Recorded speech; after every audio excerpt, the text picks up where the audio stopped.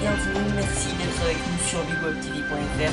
Nous sommes le dimanche 27 avril 2014, c'est parti pour les yeux dans l'actu et l'on commence par parler de la canonisation de Jean XXIII et Jean-Paul II, canonisés devant plus de 800 000 fidèles. Ce dimanche est donc un jour historique pour le monde catholique. Au Vatican, le pape émérite Benoît XVI et son successeur, le pape François, se sont retrouvés pour une double canonisation sous les portraits d'Angelo Roncalli et Karol Wojtyła déroulés sur la façade de la basilique. Le pape François a rendu saints les deux papes emblématiques de l'après-guerre, Jean XXIII et Jean-Paul II. Dans son homélie, François a rendu hommage à deux hommes courageux, porteurs d'une espérance vivante, qui ont connu des tragédies mais qui n'ont pas été écrasés, et de rappeler qu'ils avaient aidé à restaurer et à actualiser l'Église selon sa physionomie d'origine. La cérémonie, qui a duré environ 2 heures, s'est déroulée devant 800 000 fidèles enthousiastes dispersés à Rome, dont 500 000 massés place Saint-Pierre. Entre 140 et 150 cardinaux, 1000 évêques, 6000 prêtres et 200 diacres étaient également présents pour ce moment exceptionnel, tout comme les représentants de quelques 93 pays, parmi lesquels 24 chefs d'État, dont le roi et la reine d'Espagne, le président de la République italienne, ainsi que 35 chefs de gouvernement, dont le premier ministre français Manuel Valls.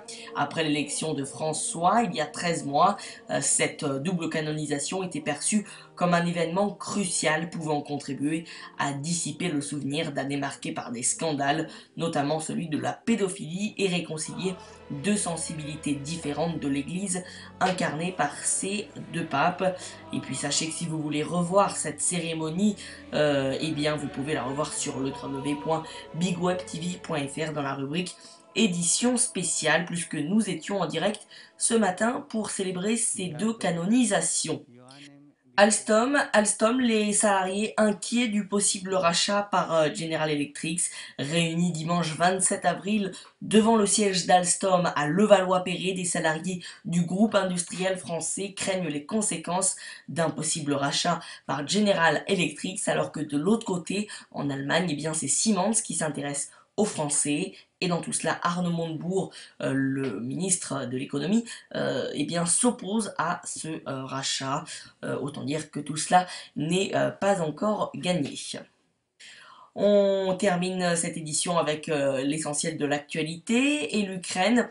Et dans une ferme de l'Est de l'Ukraine, une centaine de volontaires ukrainiens se sont regroupés en une brigade appelée Bataillon Donbass. Parmi eux, des chauffeurs de taxi, des hommes d'affaires locaux, des ingénieurs qui se disent prêts à en découdre avec les rebelles séparatistes et l'armée russe si elle envahissait le pays. Et puis le premier ministre sud-coréen Chung-ho-won a démissionné ce dimanche 27 avril en assumant la responsabilité du naufrage du ferry qui a fait au moins 300 morts et disparus le 16 avril dernier. Voilà, c'est la fin de Les Yeux dans l'actu. Merci à tous et toutes de nous avoir suivis et rendez-vous demain lundi pour de nouvelles actualités, toujours sur bigwebtv.fr. Bonsoir.